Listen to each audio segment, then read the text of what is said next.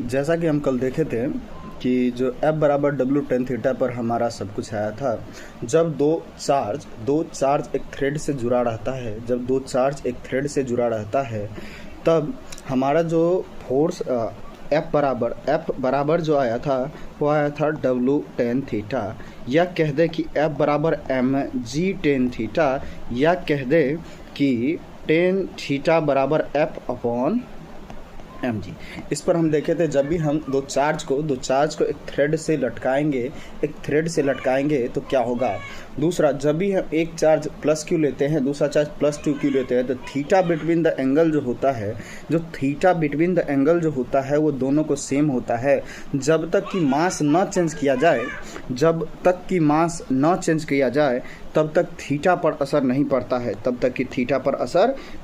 है। बात करते हैं अब एक कंसेप्ट के बारे में।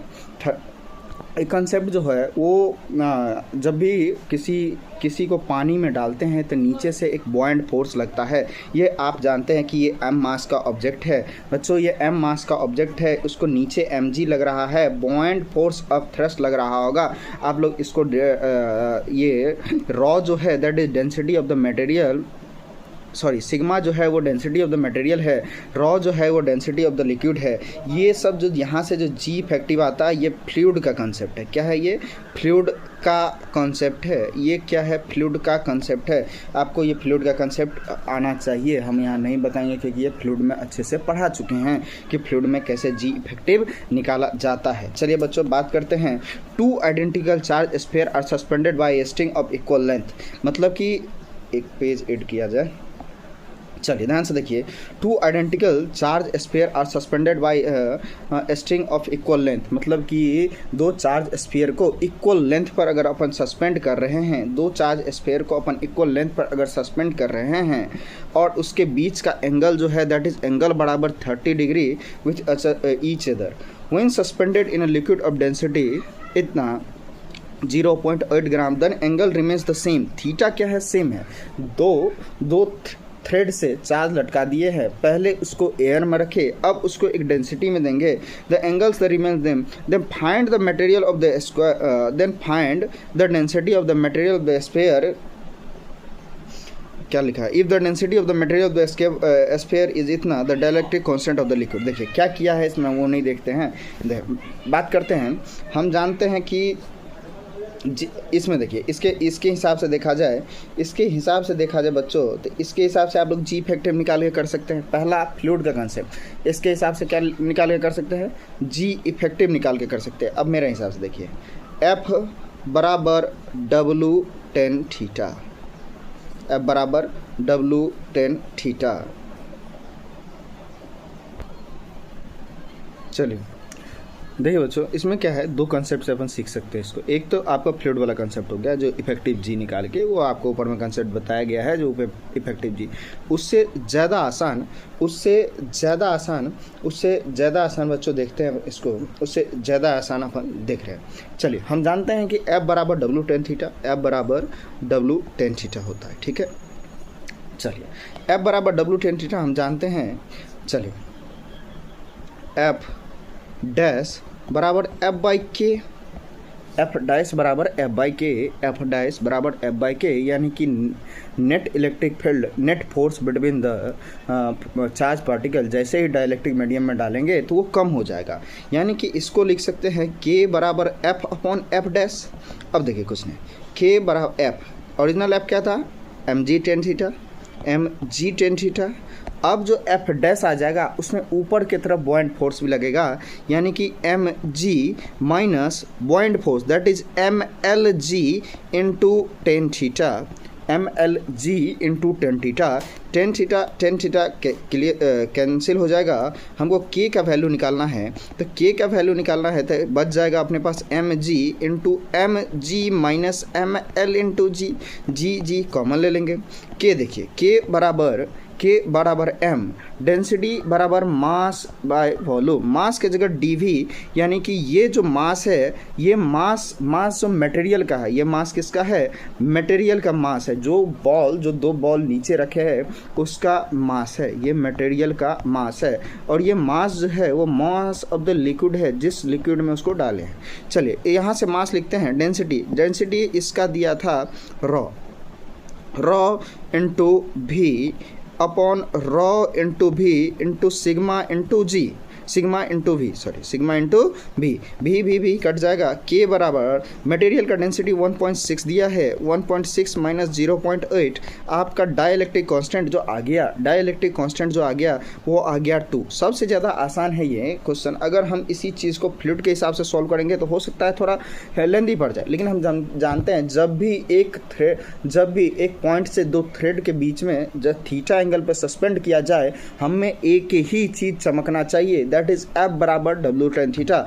अगर F बराबर W tan थीटा, जब भी दो मास जिस पर चार्ज है, Q चार्ज है दोनों पर, जब भी Q चार्ज दिया रहे, दो थ्रेड से ऐसे करके एक थीटा डिग्री एंगल पर, यहाँ देखिए ध्यान से, जब भी की कंसेप्ट यही है, इस पॉइंट का की कंसेप्ट यही है कि जब भी दो चार्ज Q है, ये भी M है, ये भी M है, M कुछ भी हो सकता है, अगर ये दोनों के बीच में एंगल थीटा है, देन F बराबर W tan थीटा। इसी से अपना सारा काम हो जाएगा। ये जब भी क्वेश्चन आए कि ऐसा है तो F बराबर W tan थीटा से सोचना है। ध्यान से देखिए, इसको दोबारा सोचते हैं, F बराबर W tan theta, net force जो आएगा वो F बाई के हो जाता है, F बाई ER बोलते हैं, F बाई के, यानी के बराबर F अपॉन F डैश जो लगेगा अब उसमें बॉइंट फोर्स भी कंसीडर्ड होगा, that is mg minus ml into G, और देखेंगे तो हो जाएगा अपना सॉल्व। चलिए ध्यान से देखिए, इस प्रोसेस से भी अपना ER आया है, लेकिन हमको ज़्यादा आसान यही लगता है। ध्यान से देखिए, चलिए अब देखिए, two charge each of Q are kept at a distance, एक का माइनस ए का डिस्टेंस पर रखें, एक का प्लस एक्स एक्सिस, मतलब कि एक प्लस एक्स एक्सिस के ए पर है, एक माइनस एक्स एक्सिस के ए पर है on the x axis. The particle of mass m and charge Q note बराबर Q/2 is placed at the origin.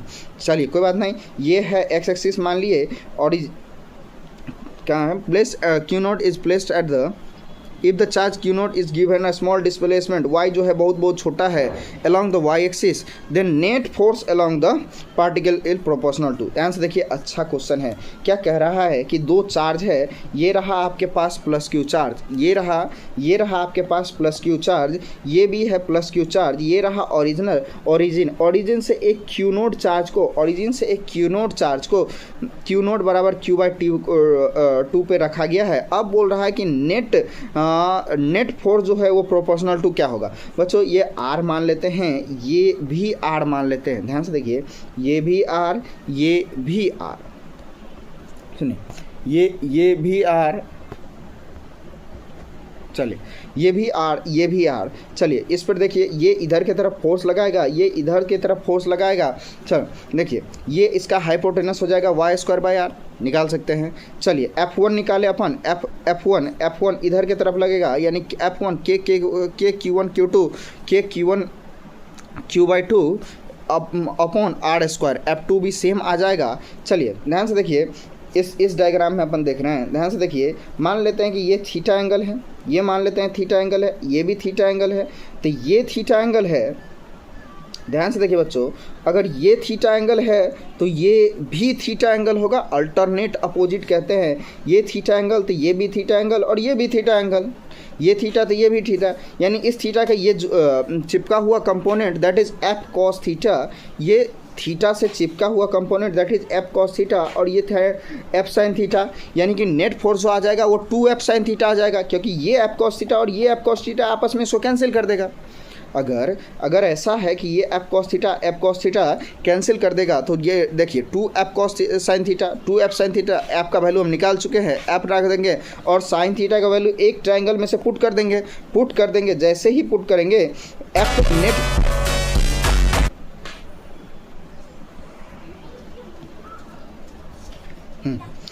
जैसे ही पुट करेंगे F नेट जो आ जाएगा Q² upon y² plus a² के power 3/2।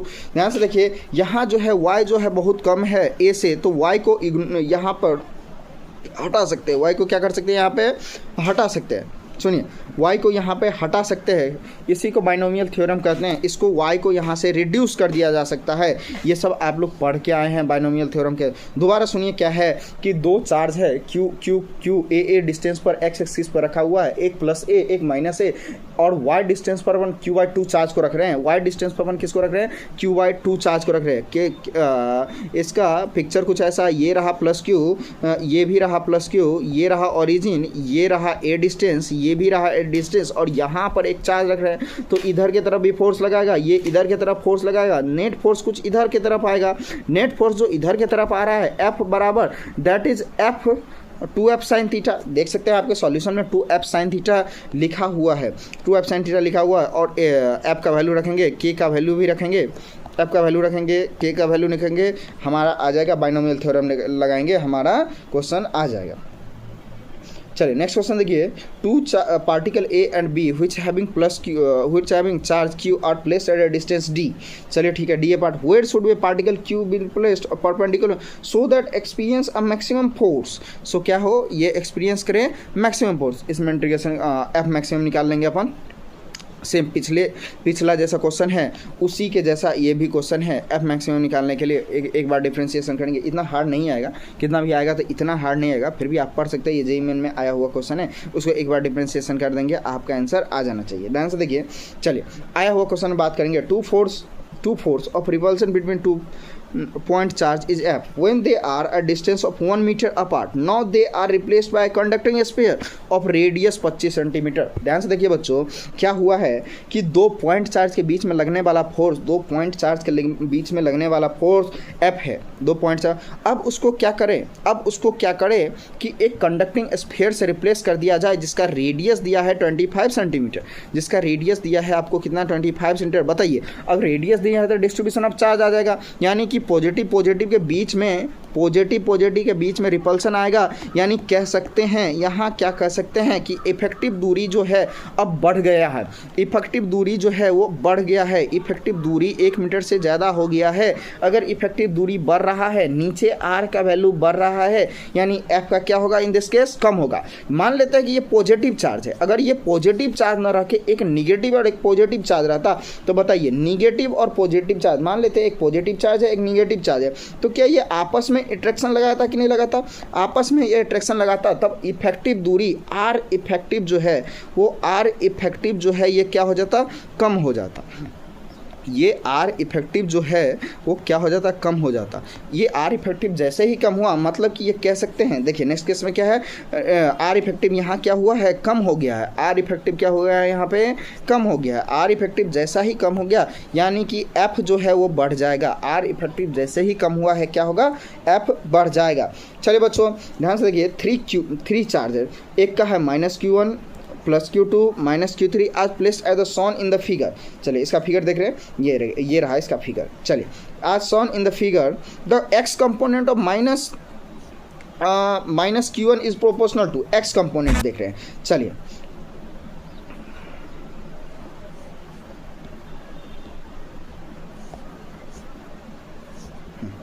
X component is the proportional to. चलिए किस पे बात कर रहा है ये, एक्स को माइनस इस चार्ज पर बात कर रहा है, इस चार्ज पर बात कर रहा है कि एक्स कंपोनेंट प्रोपोर्शनल किसके तरफ होगा।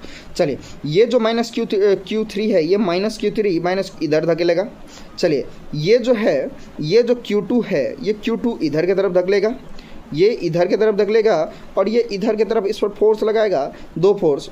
चलिए दो फोर्स दिया है, ये F1 है, ये F2 है। F2 का दो कंपोनेंट होगा, ये थीटा तो ये भी थीटा, ये थीटा ये थीटा तो ये भी थीटा, ये F, ये इसका हो जाएगा F2 साइन थीटा, और ये हो जाएगा F2 कॉस थीटा। बताइए अब क्या है, हमको x कंपोनेंट देखना है, बस x कंपोनेंट यानी कि इस साइड आने वाला फोर्स के बारे में बात करेंगे। अगर F कंपोनेंट देखना है तो एक साइड आने वाला फोर्स के बारे में बात करेंगे, that is F1 plus F2 sine theta. हम जानते हैं कि F1 जो आ गया है Q1 Q2 by B square, क्योंकि आपको बी ये डिस्टेंस दिया हुआ है b। ध्यान से देखिए, और अगर बात की F2 तो F2 आ जाएगा F2 KQ1 Q3 upon A square और इसका इससे perpendicular component into sine theta. अब देख लीजिए ये F is proportional to Q2 by B square by A square, बहुत ज़्यादा आसान था, ध्यान से देखिए। चलो अच्छा क्वेश्चन माना जाता है। A charge Q and mass revolves around a point charge of Q। ठीक है, एगो बड़ा चार्ज है और जिसका मास दिया है वो रिवॉल्व कर रहा है एगो point charge Q due to electrostatics extension so that its periods of revolution is given by T। हमको ये प्रूव करना है कि T स्क्वायर बराबर 6 पाई Q E not MR square. चलिए सेंटीपिटल फोर्स हम लोग जानते हैं FC, सेंटीफिकल फोर्स हम लोग जानते हैं FC बराबर KQ बाई R स्क्वायर। ठीक है, ये होना चाहिए, ये जो होना चाहिए कोलम्बिक फोर्स जो है वो होना चाहिए सेंटीपिटल फोर्स के बराबर। कोलम्बिक फोर्स जो है वो होना चाहिए सेंटीपिटल फोर्स के बराबर, यानी F बराबर F सेंटीपिटल बराबर F कोलम्बिक, मतलब कि KQ1 Q2 by R square बराबर MV स्क्वायर बाई R बराबर MV स्क्वायर बाई R, या कह दे कि M omega square by R। चलिए ध्यान से देखिए, हमको टाइम पीरियड के बारे में बात करना है, यानी कि हमें ओमेगा पर चर्चा करना पड़ेगा। KQ1 Q2 ये है, ये जो है बच्चों ये कोलम्बिक फोर्स है। ये क्या है? कूलम्बिक फोर्स, ये जो है आपका कूलम्बिक फोर्स है। ध्यान से देखिए, ये जो है आपका क्या है? कूलम्बिक फोर्स है। इसको क्या किए? सेंट्रीफ्यूगल फोर्स से बैलेंस किए, सेंट्रीपिटल फोर्स। चलिए सेंट्रीपिटल जो बोलना है बोलिए। चलिए अब इसको KQ by R square upon M R omega square, omega को 2 पाई बाई T लिख सकते हैं, और प्योर मैथ करेंगे K को 1/4 एप्सिलॉन नॉट लिखेंगे, T स्क्वायर बराबर ये आया हुआ क्वेश्चन था, यानी कि टाइम पीरियड निकालने के लिए बोला गया था, टाइम पीरियड निकालने के लिए बोला गया था। चलिए ध्यान से देखिए, ये two spherical sphere conductor B and C having equal radius carrying equal charge.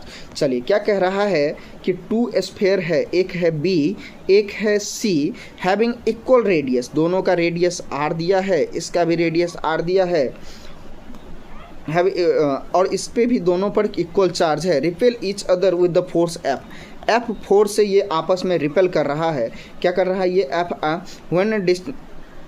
when kept at a distance, चलिए when kept apart at some distance, कुछ डिस्टेंस में मान लेते हैं, इसको रख दिया गया है। और third speckle having same radius at that of B, third sphere जो है उसका सेम रेडियस है B के, is brought contact of B and then brought contact at C and removed away the new force between A and C। कहना है question क्या कर रहा है? 2 A B और C, एक स्फीयर, एक B है एक C है, 2 स्फीयर है, 2 स्फीयर के बीच में F फोर्स लग रहा है। अब एक C न्यूट्रल स्फीयर लाए, एक कौन सा? एक A, चलिए एक A न्यूट्रल स्फीयर लाए, एक बार उसको B से टच कराएं, फिर उसको C से टच कराएं। तो चलिए कोई दिक्कत नहीं है, चलिए पहले A से टच कराते हैं। चलिए B है, उसको पहले B और C है उसको R डिस्टेंस पर रखा गया है, इसके बीच में जो F बराबर KQ1 by Q2 by R, यानी कि ये पहले का फोर्स लग रहा है, पहले इतना फोर्स लग रहा था। अब क्या हुआ? स्टेप 1, अब A स्फीयर को पहले B पे लाएंगे तो क्या होगा? चार्ज डिस्ट्रीब्यूशन करेंगे, सेम फार्मूला Q1 बराबर R1 upon R1 plus R2 into Q1 plus Q2। इस प्रोसेस से अगर चार्ज डिस्ट्रीब्यूशन करेंगे तो Q1 निकालेंगे तो इस पर Q/2 आएगा, इस पर भी Q/2 आएगा। चलिए अब इस स्फीयर को क्या किया गया है? इस स्फीयर को क्या किया गया है? अब C से टच करवाया गया है, C से टच करवाएंगे, फिर से ये फार्मूला लगाएंगे, तो 3Q/4। अब क्या हुआ? अब पूछा जा रहा है, अब आ गया आपके पास, अब तो है, अब ध्यान से देखिए, अब A स्फीयर पर चार्ज जो था वो Q/2 था और C स्फीयर पर जो चार्ज रह गया वो 3Q/4 रह गया। अब इस दोनों के बीच का R डिस्टेंस पर फिर से रख दिए और इस दोनों के बीच का फोर्स निकाले तो अपने पास आ गया 3KQ/8 R स्क्वायर। अगर यहाँ पर KQ/R स्क्वायर को F से करें तो F न्यू जो आ जाएगा 3F/8 आ जाएगा। 2025 में सेम टाइप का क्वेश्चन आ चुका है 2025 में। अच्छा क्वेश्चन माना जाता है। पहले स्फीयर A B और C था जिसके बीच में F फोर्स लग रहा था, एक न्यूट्रल स्फीयर को लाए, फिर उसको A से टच करवाए, फिर एक न्यूट्रल स्फीयर को लाए, उसको पहले B से टच करवाए, फिर C से टच करवाए। चलिए ध्यान से देखिए, 4 charges are each of equal -Q are placed at the 4 corners of the square of charge Q। ठीक है,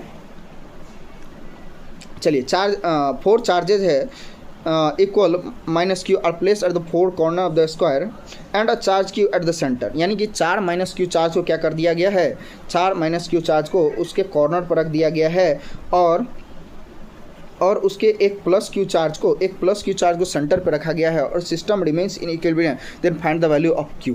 देखिए वैसे तो क्वेश्चन में कह देता है कि system remains in the equilibrium, यानी कि सिस्टम क्या चीज़ में रहेगा, इक्विलिब्रियम में रहेगा। लेकिन बच्चों इलेक्ट्रोस्टैटिक्स का बात करें तो कोई भी सिस्टम इलेक्ट्रोस्टैटिक्स में इक्विलिब्रियम में रह ही नहीं सकता है। No any system in the electrostatics in equilibrium से अच्छा स्टेबल इक्विलिब्रियम कहते हैं। इक्विलिब्रियम तो में तो हो सकता है लेकिन स्टेबल इक्विलिब्रियम में नहीं हो सकता। चार्ज का ऐसा कोई भी सिस्टम नहीं है जो कि स्टेबल इक्विलिब्रियम में रहे, जो कि क्या हो, स्टेबल इक्विलिब्रियम में। चलिए स्टेबल इक्विलिब्रियम में रहने के लिए बच्चों, स्टेबल इक्विलिब्रियम में रहने के लिए नेट फोर्स जो होगा वो जीरो होना पड़ेगा इस पे। तो चलिए इस पर कोई दिक्कत नहीं है, इस पर नेट फोर्स आप लोग जीरो कर लीजिए। चलिए किसी कॉर्नर के एक चार्ज उठाइए, किसी कॉर्नर पे एक चार्ज उठाइए और वहाँ पे नेट फोर्स जीरो कर लिए, यानी कि ये इससे लगने वाला फोर्स, इससे लगने वाला फोर्स, इससे लगने वाला फोर्स, इससे लगने वाला फोर्स। ध्यान से देखिए होंगे कूलम्बिक लॉ में अभी तक हम इसमें चार्ज का साइन नहीं लिए हैं। कूलम्बिक फोर्स में अभी तक हम इसमें चार्ज का साइन नहीं लिए हैं। कारण है जिसका भी आगे चल के ये क्लियर हो जाएगा कि किस में साइन लेना है, किस में साइन नहीं लेना है। एक मंत्र देंगे जो जिसका भी वेक्टर फार्मूला पॉसिबल है उसका वेक्टर फार्मूला में तो साइन लेना है, उसका स्केलर फार्मूला में साइन नहीं लेना है। आगे चल के और क्लियर होगा। चलिए सिस्टम रिमेन्स इन इक्विलिब्रियम, यानी कि हर चार्ज पर नेट फोर्स कितना होना चाहिए, जीरो होना चाहिए। हर चार्ज पर सिस्टम रिमेन्स इन इक्विलिब्रियम का मतलब यह है कि हर चार्ज पर कितना होना चाहिए, नेट फोर्स जीरो। हमने हिसाब से इस पर हम अपना नेट फोर्स जीरो कर लिए, यानी इससे लगने वाला बल, इससे लगने वाला बल, इससे लगने वाला बल और इससे लगने वाला बल हम इसमें क्या कर लिए, जीरो कर लिए। जैसे ही एफ नेट आप फार्मूला में पुट करेंगे और एफ नेट आप अपना जीरो करेंगे, आपका प्योर मैथ इतना तो आता होगा। बच्चों इस बार पेपर हार्ड आएगा, इसका मतलब 15 मिनट ज़्यादा दिया है, यानी कि आराम से फिक्स बनाएंगे आराम से। चलिए ज़्यादा से ज़्यादा हार्ड करने में कैलकुलेशन पूछा जा सकता है। ध्यान से देखिए system remains in equilibrium, charge दिया था, बीच में एक माइनस क्यू दिया था। हम किसी एक चार्ज पर ये फोर्स बैलेंस कर लेंगे, एक चार्ज पर अगर फोर्स बैलेंस कर लेंगे तो हमारा क्यू का वैल्यू आ जाएगा। चलिए अगर एसएचएम कॉन्सेप्ट का बात करें तो अगर एक बॉडी अगर एसएचएम में रहता है तो उस पर फोर्स लगता है F बराबर माइनस के एक्स स्क्वायर, ओमेगा स्क्वायर बराबर ओमेगा बराबर रूट के एम आता है। टाइम पीरियड आ रहा है 2 बाई ओमेगा या 2 पाई बाई एम। चलिए ये सब हम पढ़ चुके हैं। चलिए स्टेबल इक्विलिब्रियम में क्या होता है, स्टेबल इक्विलिब्रियम में होता है कि नेट फोर्स जीरो रहता है। इधर एम जी इधर है, किधर भी इसको डिस्प्लेस किया जाए, किधर भी इसको इधर भी वो अपने ओरिजिनल पोजीशन पे आने की कोशिश करेगा। यही होता है stable equilibrium. No any system in the electrostatics is in stable equilibrium. ऐसा कोई सिस्टम ही नहीं है इलेक्ट्रोस्टैटिक्स में जो कि एक स्टेबल इक्विलिब्रियम में हो सके। इक्विलिब्रियम में तो हो सकता है लेकिन स्टेबल इक्विलिब्रियम में वो नहीं हो सकता है। चलिए चलो 2 चार्ज बना लेना अपना, प्योर मैथ है, देख लेना एक बार ध्यान से। चलिए बात करते हैं अब important topic coulomb force in vector form. चलिए वेक्टर फॉर्म की बात किया जाए तो इस F vector K Q1 Q2 by R square upon R cap को आर वेक्टर अपॉन आर का मैग्नीट्यूड, यानी कि एफ इन वेक्टर फॉर्म आ गया K Q1 Q2 by R cube into R vector. इसमें जो है Q1 Q2 का हमेशा साइन के साथ लेंगे। Q1 पॉजिटिव है तो Q1 पॉजिटिव लेंगे, Q2 अगर पॉजिटिव है निगेटिव है तो निगेटिव लेंगे। बच्चों जिसका भी दो फार्मूला, जैसे कूलम्ब्स लॉ का 2 फार्मूला पॉसिबल है, एक स्केलर दूसरा वेक्टर, जिसका भी 2 फार्मूला पॉसिबल है उसमें वेक्टर फार्मूला में साइन लेंगे, स्केलर में साइन नहीं लेंगे। और जिसका सिर्फ स्केलर फार्मूला पॉसिबल है, जैसे पोटेंशियल का सिर्फ और सिर्फ स्केलर फार्मूला पॉसिबल है, potential energy scalar formula possible है। अगर ऐसा है जिसका सिर्फ और सिर्फ स्केलर फार्मूला पॉसिबल हो, वेक्टर फार्मूला नहीं पॉसिबल हो, उसमें साइन लेंगे, उसमें साइन क्यू का साइन विद पुट करेंगे। अगर जिसका दोनों फार्मूला पॉसिबल हो, वेक्टर और स्केलर दोनों फार्मूला पॉसिबल हो, उसका वेक्टर में साइन लेंगे और स्केलर में साइन नहीं लेंगे, यानी कि Q1 और Q2 को हमेशा साइन के साथ लेंगे। अगर proton if proton is positive तो पॉजिटिव लेंगे, इफ इलेक्ट्रॉन तो निगेटिव लेंगे। चलिए ध्यान से देखिए बच्चों, an electron is moving around a nucleus. चलिए न्यूक्लियस के तरफ moving around the nucleus of the hydrogen atom of the circular orbit of radius R, then not coulombic force on the electron. मतलब ये क्या कह रहा है, ये एक इलेक्ट्रॉन है, ये एक इलेक्ट्रॉन है, वो इलेक्ट्रॉन एक हाइड्रोजन एटम के चारों तरफ घूम रहा है। चलिए तो इसके 4 ऑप्शन आप लोगों को दिया है। फॉर इलेक्ट्रॉन क्यू बराबर निगेटिव लेना है, यानी एफ वेक्टर बराबर K Q1 Q2 by R. चलिए R cube into R cap, ध्यान से देखिए बच्चों, आर कैप। चलिए यानी कि ले सकते हैं एफ बराबर minus K Q square into R cap upon R cube. एक का क्यूब पॉजिटिव लेंगे, एक का निगेटिव लेंगे, क्योंकि सेंटर में प्रोटॉन रहता है, प्रोटॉन का साइन पॉजिटिव होता है, इलेक्ट्रॉन निगेटिव होता है। इसमें विद द साइन लेंगे, अगर विद द साइन लेंगे तो आपका आंसर आ जाएगा minus K E square by are square. आप अपने हिसाब से मिला लीजिएगा। अगर आर कैप में नहीं दिया है तो यही आंसर आप लोग को दिया रहेगा minus K E square into R vector upon R cube. दोबारा सुनिए क्वेश्चन क्या कर रहा है। एक क्या है, एक हाइड्रोजन एटम है जिसके चारों तरफ इलेक्ट्रॉन घूम रहा है, एक इलेक्ट्रॉन, दोनों के बीच में लगने वाला force in the vector form के बारे में बात हो रही है। क्या साइन लेंगे? हाँ लेंगे, इसमें साइन लेंगे, क्योंकि जिसका 2 फार्मूला पॉसिबल है, एक वेक्टर एक स्केलर। उसमें स्केलर में तो साइन नहीं लिखते हैं, लेकिन वेक्टर में साइन ले लेते हैं। चलिए एक नेक्स्ट क्वेश्चन देखिए, force on Q1 due to Q2, force on Q1 due to Q2। देखिए Q1 है, Q2 है, अब निकालना है कि force on Q1 due to Q2, यानी Q1 पे कितना फोर्स लगा रहा है ड्यू टू Q2। तो जिस पे फोर्स निकाल रहे हैं उसमें से मतलब कि R target minus R source minus कर लेंगे। 2112 कंसेप्ट में नहीं जाना है कि हमको F21 F12 ये क्या है, ये आपको समझना भी नहीं है, सीधा समझिए कि हमारा टारगेट कौन है, हमारा सोर्स कौन है। टारगेट वो होगा जिस पर हम फोर्स निकालेंगे, क्या निकालेंगे, फोर्स निकालेंगे। तो पहले टारगेट पहचानेंगे, उसमें से R target minus R source कर लेंगे। जैसे ही R target minus R source करेंगे आपके पास R वेक्टर आ जाएगा। दोबारा सुनिए, R12 F12 F21 उसे कंसेप्ट में नहीं जाना है, हमको किस पर फोर्स निकालना है वो उसको पहचानेंगे और उसमें से उसको बोल देंगे टारगेट है ये, और उसमें से सोर्स घटा लेंगे, टारगेट माइनस सोर्स। जैसे ही टारगेट माइनस सोर्स करेंगे तो आ जाएगा आपके पास आर वेक्टर। अब आपके पास आर वेक्टर आ गया है, अब इसको कूलम्बिक वेक्टर फॉर्म में पूछा है तो सीधा एफ वेक्टर बराबर K Q1 into Q2 into R vector upon R cube, और Q1 और Q2 को Q1 एंड Q2 को विद द साइन पुट कर देंगे, विद द साइन, ठीक है, विद द साइन पुट कर देंगे। चलिए ध्यान से देखिए, बहुत ज़्यादा इंपॉर्टेंट है to locate the equilibrium position.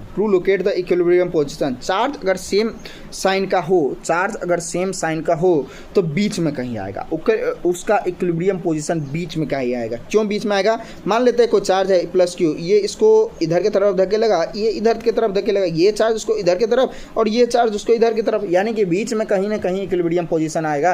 हाथ से याद रखेंगे, अगर दोनों चार्ज सेम साइन का हो तो बीच में इक्विलिब्रियम पोजीशन आएगा, वो भी छोटू के पास, जो इसका चार्ज जिसका वैल्यू छोटा होगा उसके पास आएगा। अगर इसका अपोजिट हो, एक का साइन अगर पॉजिटिव है एक का निगेटिव है तो कहीं बाहर आएगा और वो कहाँ आएगा? छोटू के पास।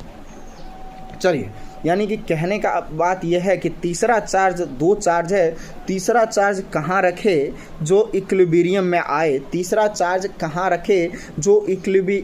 में आए। तो अगर सेम चार्ज है, सेम है, पॉजिटिव या निगेटिव तो बीच में आएगा, एक पॉजिटिव एक निगेटिव है तो बाहर में आएगा, और अगर बाहर में आएगा तो किसके पास आएगा? तो छोटे के पास आएगा। चलिए बच्चों ध्यान से देखिए, क्वेश्चन है ये +9E है, ये E है, इसके बीच में बोला गया है तीसरा चार्ज कहाँ रखे कि इक्विलिब्रियम हो जाए। बताइए दोनों सेम नेचर का चार्ज है? हाँ दोनों सेम नेचर का चार्ज है। दोनों सेम नेचर का चार्ज है कि बीच में आएगा? हाँ बीच में आएगा। दूसरा बात, कहाँ आएगा? छोटे के पास आएगा? हाँ छोटे के पास आएगा, यानी कि ये यहीं कहीं आएगा। तो ये मान लेते हैं x है और ये मान लेते हैं ये जो है ये L-x हो जाएगा। जैसे ही इसको x मानेंगे ये जो हो जाएगा L-x हो जाएगा। अब क्या है? कूलम्ब्स लॉ लगाइए, F के F1 बराबर F2 लगाए हैं कूलम लॉ, आ गया x बराबर L/4। यहाँ ये ध्यान रखिएगा L/4 कहाँ से आया है, प्लस ई से आया है। L/4 कहाँ से आया है, प्लस ई से। अगर क्वेश्चन में स्पेसिफिक पूछा गया है कि 9e से बताइए तो L माइनस L/4 ये आ जाएगा 4, यह आ जाएगा 3L/4। कहाँ से, 9e से, प्लस 9e से। तो ये क्वेश्चन में ध्यान से देखिएगा डिस्टेंस किससे पूछा गया है। डिस्टेंस अगर छोटा से पूछा गया है या बड़ा से पूछा गया है, ये सिली मिस्टेक करवाता है। ऐसा नहीं कि आपका कंसेप्चुअल मिस्टेक इसमें हो रहा है, ये आपका सिली मिस्टेक करवाएगा। ठीक वही तीसरा चार्ज कहाँ रखे कि इक्विलिब्रियम हो जाए, बताइए। एक प्लस क्यू चार्ज, दूसरा -4 क्यू चार्ज, दोनों अपोजिट नेचर। सही बात है, दोनों क्या है, अपोजिट नेचर। यानी कि तीसरा चार्ज आएगा वो छोटू के पास आएगा और बाहर आएगा, छोटू के पास और आएगा और बाहर आएगा। तीसरा अननोन चार्ज एक्स डिस्टेंस मान लिए ये एक्स है तो ये एक्स प्लस L², दोनों में कोलम्बिक फोर्स को इक्वल करेंगे, एक्स बराबर आ जाएगा आपके पास, x बराबर L आ जाएगा। देख लीजिए ध्यान से, हो सकता है कि कैलकुलेशन मिस्टेक हुआ हो इसमें। चलिए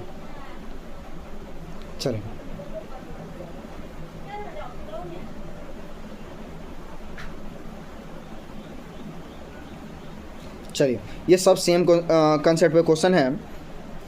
देखिए, find the value of Q when system remains in equilibrium. ये नहीं पूछा गया कि तीसरा चार्ज कहाँ रखे, किस ये इसमें ये नहीं पूछा गया कि तीसरा चार्ज कहाँ रखे जो इक्विलिब्रियम में आ जाए, उस तीसरा चार्ज पे नेट फोर्स 0 रखे। ये यहाँ ये पूछा गया है कि सिस्टम रिमेन्स इन इक्विलिब्रियम। अगर सिस्टम रिमेन्स इन इक्विलिब्रियम मतलब कि ऑल चार्ज पर फोर्स क्या होना चाहिए, 0 होना चाहिए। एक साइड का चार्ज उठाइए, किसी भी चार्ज ये ले सकते हैं, ये ले सकते हैं, दोनों में से किसी चार्ज लिखा, इस पर नेट फोर्स 0 कर दीजिए। नेट फोर्स जैसे ही 0 करिएगा आपके पास आंसर आ जाएगा। ध्यान से देखिए, ये सिस्टम रिमेन्स इन इक्विलिब्रियम पूछा गया है, ना कि तीसरा चार्ज कहाँ रखे कि वो इक्विलिब्रियम में हो। यहाँ पर पूछा गया है कि system remains in the equilibrium. That means system remains in equilibrium is means कि आपका जो है ये सारे जितना भी चार्ज है सब पे फोर्स जो होना चाहिए वो क्या होना चाहिए, 0 होना चाहिए। तो किसी एक चार्ज पर फोर्स 0 कर लीजिए, चलिए निकल जाएगा। ध्यान से देखिए, चलिए आज के लिए इतना ही बच्चों, आगे बात करेंगे आइडिया ऑफ इंटीग्रेशन। ठीक है।